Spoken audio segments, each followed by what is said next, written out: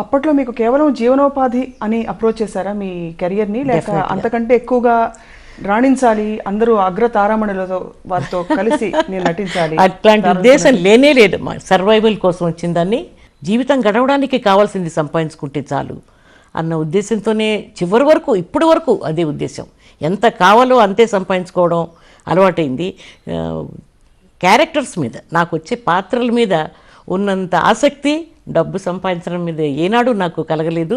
అది కలగకుండా ఉండడమే బహుశా ఇవాళ నా ప్రశాంతతకి, నా సంతోషానికి కారణమేమో అని అనిపిస్తుంది. It always felt like life was willing to give you a lot more, but you didn't accept it at that point. అంటే ప్రతి ఘట్టం చూస్తే వెనక్కి తిరిగి చూస్తే మన ఎఫర్ట్ కూడా ఉండాలి కదమ్మా, మన ప్రయత్నం ఉండాలి. మనలో ఉన్న పొటెన్షియల్ ఏమిటనేది ఎవరన్నా మన వెనక ఉండి నువ్వు చేయగలవు, నీకు ఈ శక్తి ఉంది, నిన్ను రాణింపజేస్తాను అనేటువంటి ఒక మంచి బ్యాక్ బోన్ ఒకటి కావాలి. అందులో చిన్న వయస్సు 18 ఏళ్లకి సినిమాకి వచ్చిన దానికి నన్ను గురించి ఆలోచించుకునే శక్తి లేకపోయింది. ఎంతసేపు ప్రాబ్లమ్స్, పిల్లలు. 23 ఏళ్ళు వచ్చినప్పటికీ, రోజులు మారే సినిమా వచ్చేటప్పటికి నాకు 3 పిల్లలు. మరి వాళ్ళని చదివించుకొని, వాళ్ళకి కావాల్సినవి చేసి, వాళ్ళని ఒక పద్ధతిగా పెంచి వాళ్ళని సినిమాల్లోకి తీసుకురావాలని, కానీ ఆ సినిమా అట్మాస్ఫియర్లో పెంచకుండా వాళ్ళని వేరే దోవలో పెట్టి పెంచాలన్న ఉద్దేశంతోనే ఉండిపోయాను తప్ప. ఎందుకు అనిపించింది అలాగ మీకు? అంటే సినిమా అట్మాస్ఫియర్కి దూరంగా పెట్టాలని. అప్పటికే మీ సోదరి నటిస్తున్నారు, కృష్ణకుమార్ గారు, మీరు నటిస్తున్నారు. Why did you feel that?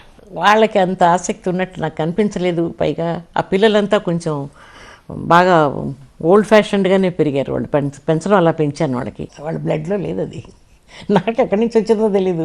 మా ఇంట్లో ఆచారాలు అనుష్ఠానాలతో పెంచిన వాళ్ళం. చాలా మడి ఆచారాలతో పెరిగాను, చాలా మడిలో పెరిగాను. మా నాన్నగారు ఇంగ్లాండ్ వెళ్ళి వచ్చిన తర్వాత పుట్టానని మఠంలోకి రానిచ్చేవారు కాదు, దేవాలయాల్లో పర్మిషన్ లేదు నాకు.